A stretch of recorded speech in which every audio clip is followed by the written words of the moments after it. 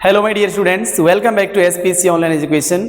आज फिर से हम लोग वॉइस का नेक्स्ट पार्ट जो पार्ट नंबर 5 है वो लेकर उपस्थित हो गए हैं। तो इससे पहले हम लोग जो पढ़ रहे थे वो वॉइस में ही पार्ट 4 पढ़े थे जो सिंपल पास्ट का एक्टिव टू पेसिव वॉइस था, राइट। आई होप आपको डेफिनेटली समझ में आया होगा इससे पहले वाला जो पार्ट हमने आपको पढ़ाया है। और अभी हम लोग पढ़ने जा रहे हैं पास्ट कंटिन्यूअस का एक्टिव से पेसिव वॉइस जो कि पार्ट 5 है।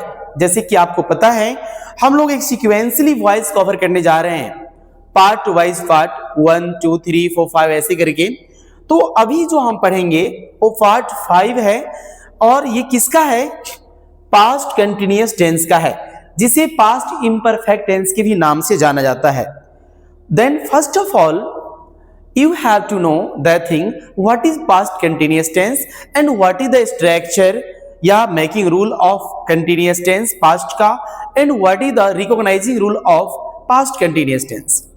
अब देखिए, आपको अगर past continuous का वॉइस पढ़ना है तो सबसे पहले आपको past continuous tense जानना पड़ेगा, because without knowing past continuous tense you can't change voices from active to passive। So first of all you have to know what is past continuous tense and what is the structure and what is the recognizing rule of past continuous tense, right। तो आपका अभी जो topic है वो क्या है? English grammar में active to passive voice है, जिसमें पार्ट नंबर 5 पढ़ रहे हैं। और पार्ट 5 में क्या पढ़ने वाले हैं? प्रत्येक पार्ट में अलग अलग हम लोग पढ़ रहे हैं। तो पार्ट 5 में पढ़ने वाले हैं पास्ट कंटिन्यूअस टेंस, राइट। कोई डाउट्स में? आगे चलते हैं।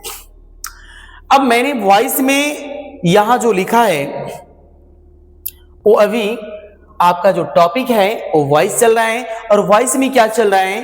The voice change of past continuous tense. जी, आपका टॉपिक है पास्ट कंटिन्यूअस टेंस का, ये रहा।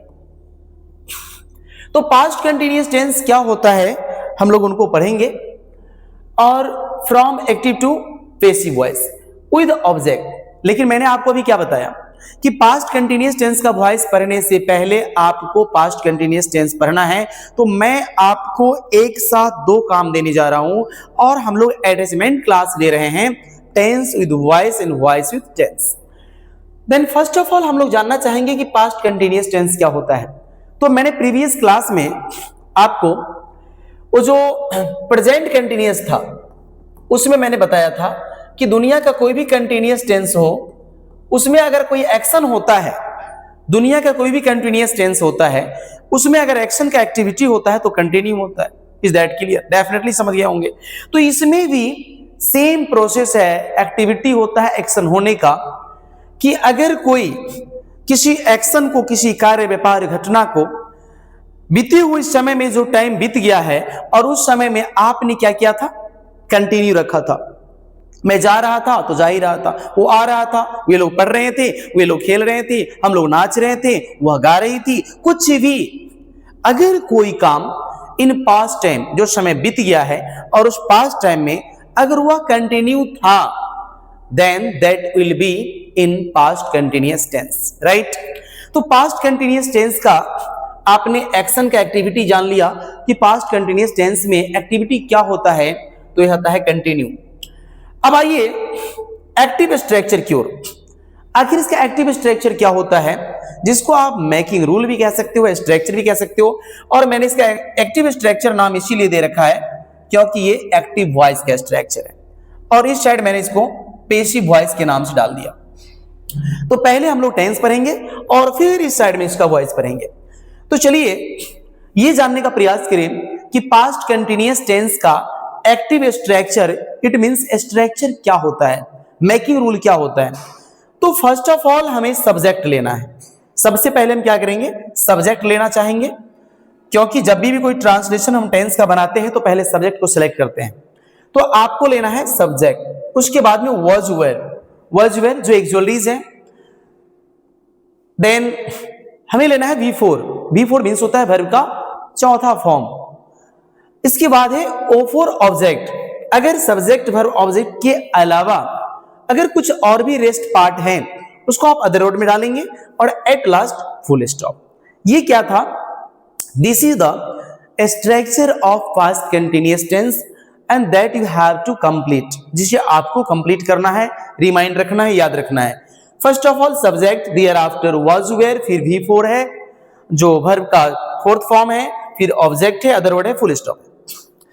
अब इसका सेकेंडरी जो होता है, किसी भी टेंस का प्राइमरी उसका स्ट्रक्चर है और सेकेंडरी उसका रिकॉग्नाइजिंग रूल्स है। यू नो हर वीडियो में मैंने आपको हर क्लास में ये बताया है कि टेंस का दो चीज इंपोर्टेंट होता है। प्राइमरी में सबसे पहले हमको देखना होता है कि उसका स्ट्रक्चर क्या है, और सेकेंडरी हमें ये देखना होता है कि उसकी पहचान क्या है, उसका रिकॉग्नाइजिंग रूल्स क्या है। राइट, समझ में आ रहा होगा। देखिए, जिन बच्चों ने अगर प्रेजेंट का कंटिन्यूअस समझ लिया तो पास्ट कंटिन्यूअस समझने में कोई लोचा नहीं है। उसमें था रहा है, रहे हैं और रही है, और यहां पर है उस है के जगह था, नहीं थे और थी, बाकी सेम चीज है। तो इसकी पहचान है, जो आप देख रहे हो इसका पहचान क्या है? तो इनका पहचान है रहा था, रहे थे, रही थी। किसकी पहचान है बताएंगे? इसकी पहचान है, ये है पास्ट कंटिन्यूअस टेंस का पहचान। राइट, अब मैंने इस स्ट्रक्चर, इस पहचान के आधार पे just I have taken one example, मैंने एक एग्जाम्पल लिया है, इसको आप पढ़ो। मैं उसे अंग्रेजी पढ़ा रहा था। अब देखिए ध्यान से, इस सेंटेंस के लास्ट में जो मूल क्रिया है, मैं बार बार हर क्लास में मूल क्रिया का चर्चा करता रहता हूं कि आखिर मूल क्रिया क्या है। तो हिंदी में अगर किसी शब्द के लास्ट में अगर कोई क्रिया वाली शब्द है, एक्शन वर्ड, क्रियात्मक शब्द है, और उसके लास्ट में ना लगा हो, जी हां, तो वह जो होता है एक्शन वर्ड होता है, इट मींस वर्ब्स होता है। तो ऐसी कंडीशन में मैं उसे अंग्रेजी पढ़ा रहा था, तो यहां पे पढ़ा रहा था कि स्पेशली मीनिंग नहीं होता है, मीनिंग होता है पढ़ाना का। जी, किसका होता है? पढ़ाना का। तो यहां जो मूल क्रिया है वो पढ़ाना है, मेन वर्ब है, पढ़ाना है। लेकिन अगर ऐसा सेंटेंस बनाएंगे कि मैं उसे अंग्रेजी पढ़ाना रहा था, तो कोई अर्थ ही नहीं बनेगा। इसीलिए बनता है टेंस, और टेंस लेता है मोर। जी, एक टर्न लेता है और टेंस क्रिएट हो जाता है। तो वैसे ही मैं उसे अंग्रेजी पढ़ा रहा था, it means my action was continuing, मेरा जो काम है वो जारी था। क्लियर? तो जब कोई एक्शन कंटिन्यू होता है, काम जारी होता है, और वो समय बीत गया होता है, टाइम हमारा पास आउट हो चुका है और एक्शन हमारा कंटिन्यू था, वैसी कंडीशन में हम उसको बोलते हैं पास्ट का कंटिन्यूअस टेंस। एक और बात जान लेंगे हम लोग कि पास्ट कंटिन्यूअस का दूसरा नाम भी होता है, जिसे हम पास्ट इम्परफेक्ट के नाम से जानते हैं। क्लियर हो गया होगा? तो आप इसे पास्ट इम्परफेक्ट बोलो या past continuous, both are equal, दोनों इक्वल है, दोनों एक दूसरे का नाम है। तो आप इसे पहले बनाइए। अभी आपको बनाना है कि मैं उसे अंग्रेजी पढ़ा रहा था, ये एक सेंटेंस है हिंदी का, और इस सेंटेंस में लास्ट में जो लगा हुआ है वो है रहा था। तो मैंने आपको बताया है इसका पहचान है, जो पास्ट कंटिन्यूअस टेंस है उसका पहचान है कि जब कोई हिंदी का वाक्य है और उसके मूल क्रिया जैसे पढ़ाना, जाना, खाना, पीना, बैठना, बोलना, ये मूल क्रिया है जो मेन वर्ब्स या V1 के नाम से जानते हैं। उस ना की जगह रहा था, रहे थे, रही थी। अगर कोई हिंदी का वाक्य है और उसके मूल क्रिया के लास्ट में क्या लगा हो? रहा था, रहे थे, रही थी। आ रही है ना समझ में? तो वह कौन सा टेंस का वाक्य होगा? पास्ट कंटिन्यूअस टेंस होगा। It is clear? राइट, अब आगे चलिए। तो इसमें पढ़ना एक एक्शन है, ध्यान दीजिएगा। पढ़ना क्या है? एक्शन है। एक्शन मतलब है काम, कार्य, व्यापार। तो ये एक्शन है। पढ़ना क्या है? काम है। ये एक्शन कौन कर रहा है? तो एक्शन कर रहा है आई, यानी मैं। आई कर रहा है। तो एक्शन करने वाले जो होते हैं या जो हु का रिप्लाई देता है उसे एज ए सब्जेक्ट माना जाता है सेंटेंस में। तो यहां जो एक्शन कर रहा है वो एक्शन कौन कर रहा है? आई। पढ़ाने का काम कौन कर रहा है? आई कर रहा है। तो काम करने वाले को हम शॉर्ट में जानते हैं डूअर इज कॉल्ड सब्जेक्ट। आखिर डूअर को या एक्शन करने वाले को या हु का रिप्लाई देने वाले को क्या कहा जाता है? सब्जेक्ट कहा जाता है। तो हमारे स्ट्रक्चर में फर्स्ट ऑफ ऑल लेना क्या है, सब्जेक्ट लेना है, उसके बाद में वाज वेयर लेना है। तो वाज वेयर का यूज कहां होता है, मैंने प्रीवियस जब टेंस पढ़ाया था तो प्रीवियस क्लास में हमने वाज वेयर की यूज बता दिया है। हालांकि फिर एक बार सुन लीजिए, आई फर्स्ट पर्सन सिंगुलर में, इसके बाद में थर्ड पर्सन का सिंगुलर में ही, सी, इट और कोई सिंगुलर नाम, राम, श्याम, मोहन, गोपी, कुछ भी। उसके बाद कोई सिंगुलर नाउन जैसे cow, student, pen, copy, book, कुछ भी सिंगुलर सब्जेक्ट होगा या सिंगुलर नाउन होगा, उसमें लगाना है वाज। बाकी वी, यू, दे, दो नाम अगर एंड से ऐड हुआ है, रमन एंड सुमन, या कोई प्लूरल नाउन है जैसे बॉयज, काउज, स्टूडेंट्स, इस कंडीशन में आप लगाओगे वेयर। तो मैंने जो बोला है उससे आप सुने होंगे तो उसे नोट कर लेना है कि वाज वेयर का प्रयोग कहां होता है। हालांकि इससे पहले मैंने बताया। तो अब आपको मैंने सब्जेक्ट के बारे में बता दिया, वाज वेयर के बारे में बता दिया। अब इसको बनाने का प्रयास करते हैं। फिर है V4। तो V4 होता है जो किसी भी V1 में आप ing लगा देते हो। O फॉर ऑब्जेक्ट होता है, जो मैंने कई बार बताया है, जिस पर किसी एक्शन का इंपैक्ट पड़ता है वो ऑब्जेक्ट होता है। तो यहां पे सब्जेक्ट क्या हो गया, आई। जी, सब्जेक्ट बोलिए क्या हो गया, आई हो गया। अब यहां पे आई के साथ आपको लगाना है, क्या लगाना है, वाज। एस, आई के साथ वाज लगा दिया। अब हमको लगाना है V4, जो इसमें एक्शन वर्ड है। एक्शन वर्ड है पढ़ना। तो यहां पे पढ़ना एक्शन वर्ड है, सॉरी पढ़ाना है, मैं पढ़ा रहा था, तो पढ़ाना एक्शन वर्ड है। पढ़ना का अलग होता है, पढ़ाना का अलग होता है।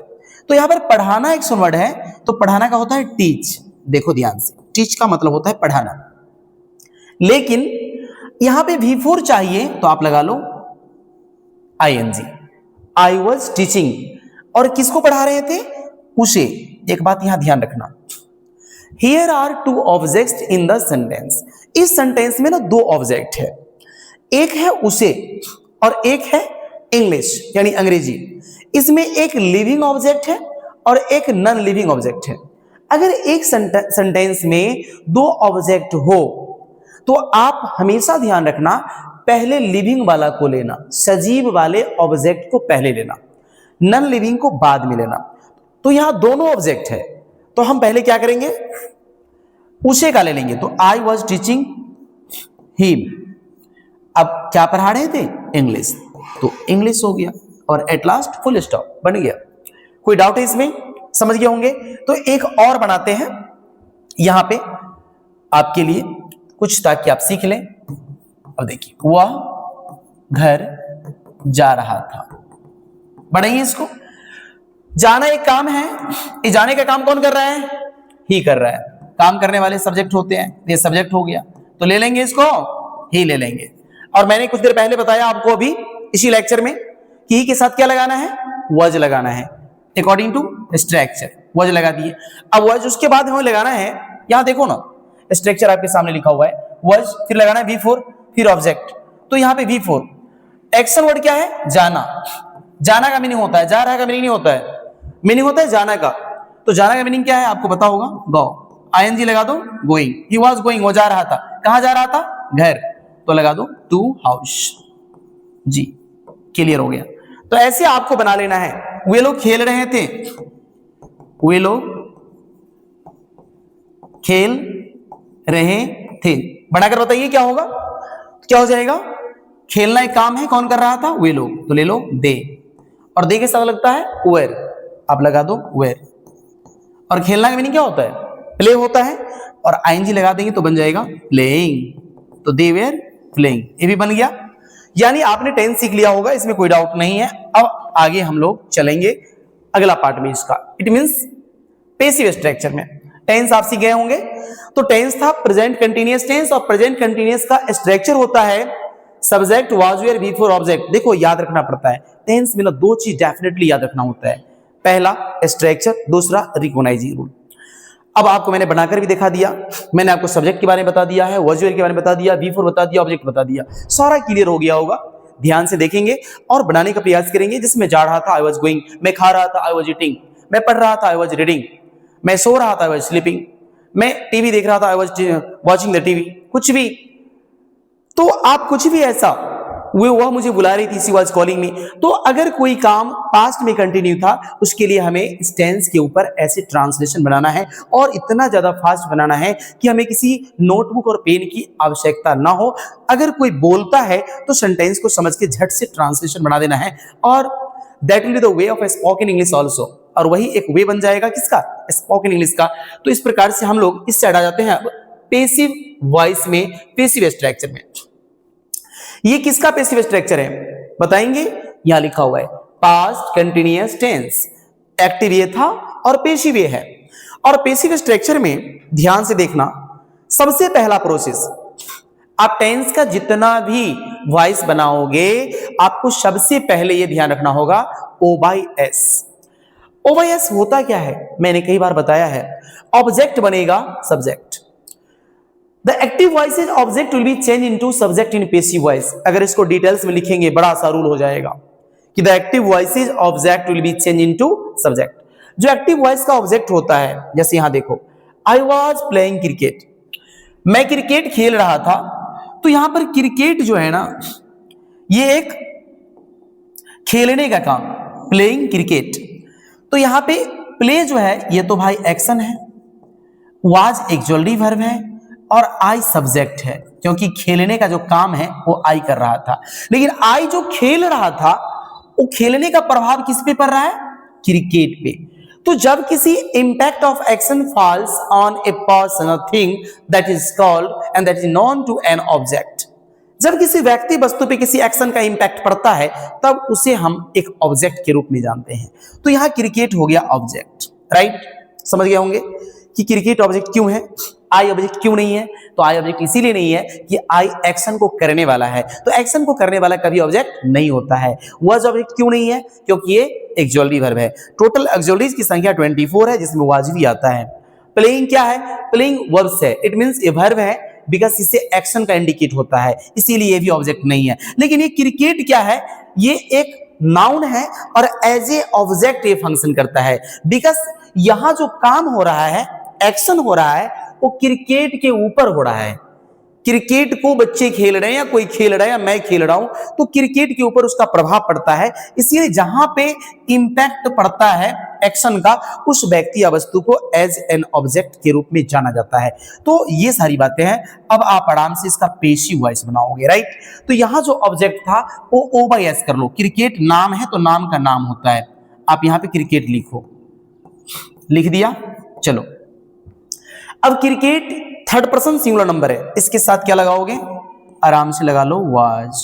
अब ये बताए थे, दुनिया का कोई भी कंटिन्यूअस टेंस का वॉइस बनाना हो, एक्चुअली वर्ब के बाद में बीइंग का प्रयोग करना, BEING। तो मैंने बीइंग कर दिया। अब क्या लोगे? आइडिया जाते होंगे। अब चाहिए वर्ब का थर्ड फॉर्म V3। देखो यहां पर प्लेइंग है जो कि V4 है। एक कदम पीछे आओ तो एक कदम पीछे हमको V3 मिलेगा और होगा प्लेड। तो प्लेड हो गया। अब देखो अदर वर्ड नहीं है, हियर देयर कुछ भी रहता, in the field, in the ground कुछ भी रहता, उसे अदर वर्ड बोलते हैं, वो है ही नहीं। अब नहीं है तो आप दो बाई, और बाई के बाद में एस बाई कर दो, एस बाई में हो जाएगा मी, लास्ट में फुल स्टॉप बन गया। उसी तरह से नीचे है शायरस वाज स्पीकिंग इंग्लिश, शायरस अंग्रेजी बोल रहा था। तो आप जरा बताओ इसमें एक्शन वर्ड देखो। सबसे पहले ना आप जब भी वॉइस बनाते हो तो टेंस पहचानो कि कौन सा टेंस का है, उसमें एक्चुअलीज क्या लगे हैं, टेंस पहचान में आ जाएगी। वर्ब्स का कौन सा फॉर्म है जिससे टेंस पहचान में आएगा, और एक्शन वर्ड क्या है। तो आप देख रहे हो कि बोलना, स्पीकिंग, ये बोलना यहां पर स्पीकिंग वर्ड है, सॉरी एक्शन वर्ड है। स्पीकिंग क्या है? एक्शन वर्ड है। और ये बोलने का काम कौन कर रहा है? तो शायरस कर रहा है। तो Cyrus is the subject of the active voice. यहां पे शायरस एक्टिव वॉइस का सब्जेक्ट है। अब हम बात करेंगे, ये वाज ऑक्सिलरी वर्ब है। अब ये बोलता क्या है? इंग्लिश बोलता है। बोलने का प्रभाव किस पे जा रहा है? इंग्लिश पे जा रहा है। तो ऑब्वियस है कि ये ऑब्जेक्ट हो गया और ये बोलने वाला सब्जेक्ट हो गया। तो हम सब्जेक्ट और एक्शन वर्ड को बोलते हैं वर्ब। तो सब्जेक्ट वर्ब ऑब्जेक्ट। हम जब भी whenever I change from active to passive voices, then definitely first of all I have to select subject, verb and object. Three things are most important from active to passive. So I have cleared all these things, right? Now I have to change by the help of passive structure and your object of the active voice English. So English will be in subject, right? English. Thereafter I have to take auxiliary verb according to subject, and English is third person, so here will be was. English with was. Hereafter being will be given. No तो यहां पर being का प्रयोग किया जाएगा according to structure. V3 में आप speaking का V3, स्पीक का V3 क्या होता है? Speak, spoke, spoken. तो यहां पे स्पोकन हो जाएगा, और उसके बाद में अदर वर्ड नहीं है तो बाई ले लेना है, और बाई के बाद एस बायो। एस बायो का मतलब सब्जेक्ट को बना दीजिए ऑब्जेक्ट, तो सब्जेक्ट में नाम है जो कि साइरस है, तो आप यहां लिख लोगे साइरस। ये बन गया पैसिव वॉइस। बताइए कोई डाउट है इसमें तो मुझे जरूर कमेंट करेंगे। बाय द वे मुझे एक दो और देना है आपके लिए ताकि आप समझ जाओ। देखो यहां यू आर, अभी बनाइए आप, यू आर कॉलिंग मी, ये एक्टिव वॉइस है। चलिए इसे बनाते हैं हम लोग। पैसिव वॉइस कैसे बनाएंगे भाई, कुछ प्रैक्टिस करेंगे फिर समझ में आएगा। तो first of all you have to select subject, verb, object, and you have to recognise sentence and tense also. तो हम देख रहे हैं कि यहाँ पे आर है जो प्रीवियस से लिया गया है, लेकिन अभी हम इसको भी बना लेंगे और एक और बनाएंगे, दोनों बना लेंगे, थोड़ा डिवाइड हो जाएगा। He was writing a letter. देखो एवी है, सुनो अब मामला ऐसा है कि यहां आर है, यहां वाज है, लेकिन दोनों कंटिन्यूअस है। ये भी कंटिन्यूअस टेंस है और ये भी कंटिन्यूअस टेंस है। एक में एमी जा रहा है, दूसरा में वाज वेयर है, तो एमी जब वाला प्रेजेंट हो जाएगा और वाज वेयर वाला पास्ट हो जाएगा। रूल ऑलमोस्ट सिर्फ वाज वेयर ही बदलेगा एमी जारी की जगह, बाकी सब वही लगेगा। अब देखो मी यहां पर ऑब्जेक्ट है, तो मी का सब्जेक्टिव केस क्या होता है जल्दी बताओ? मी का होता है आई, ये तो पता होगा, पहली क्लास में बताया था मैंने जब वॉइस शुरू किया था। तो मी का होता है आई। आई के साथ में देखो यहां पर ना एमीजार ग्रुप का लगा हुआ है, एक्सोलरी वर्ब जो लगा है ना एमीजार का है। तो ऐसा गलती कभी नहीं करना है कि एमीजार वाला में वाज वेयर लगा देंगे, ऐसा मिस्टेक नेवर, कभी नहीं। तो ध्यान रखना कि एमीजार लगा है या वाज वेयर। तो यहां एमीजार लगा है, तो आई यू के साथ आर है, आई के साथ क्या होगा? तो आई के साथ होगा वाज, सॉरी प्रेजेंट में है एम होगा, एम। और V4 है, V4 के कारण लेना है बीइंग। ये आपको पार्ट 2 नंबर का है, उसमें से बना रहे हैं। और कॉलिंग उसका V3 कॉल्ड हो जाएगा। देखो अदर वर्ड है नहीं है, बाय। और यू का ऑब्जेक्टिव केस सेम होता है, यू ही होता है, बन गया पैसिव वॉइस। क्लियर हो गया? He was writing a letter, जो अभी आप पढ़े हो सेम चीज है, आपने अभी जो पढ़ा है देखो इसी पर है, subject was where V4 object, और इसी पे बना लेना है। तो आइए आप क्या करो, सबसे पहले ऑब्जेक्ट लो। ऑब्जेक्ट क्या है? लेटर है। एक्शन वर्ड क्या है? राइटिंग है। वॉज एक्सुअली है, और ही क्या है? सब्जेक्ट है। समझना पड़ता है। तो ए लेटर को उठा के यहां लाइए, ले आए। A letter means a letter ही होगा, इसका कोई बदलाव नहीं होगा। थर्ड पर्सन सिंगुलर नंबर है, और थर्ड पर्सन सिंगुलर नंबर के साथ क्या होता है, कई बार मैंने बताया है, वाज वेयर में से क्या होगा? वाज हो जाएगा। और आईएनजी, जब भी आईएनजी है मतलब कंटिन्यूअस है, उसके लिए आपको लगाना है बीइंग। नहीं लगाएंगे तो गड़बड़ हो जाएगा। बीइंग हो गया, उसके बाद में आप लगाओ V3, राइट, रोट, रिटन। तो यहां पे हो जाएगा रिटन। अदर वर्ड नहीं है तो बाई लगा लेंगे। और ही का ऑब्जेक्टिव केस याद रखिए हीम होता है। ये बन गया पैसिव वॉइस। एनी डाउट, कोई प्रॉब्लम है तो मुझे बताएं, बाकी मैंने आपको बता के दिखाया है। एक मैं आपको दे भी देता हूं, ठीक है, एक आपको दे दिया जा रहा है SW के रूप में जी। आप बनाकर मुझे कमेंट में लिखना ताकि मैं ये समझूं कि आपने कुछ सीखा, कुछ समझा है। बहुत सिंपल दे रहा हूं, चलो एक HW में आप बना के कमेंट करेंगे मुझे। देखो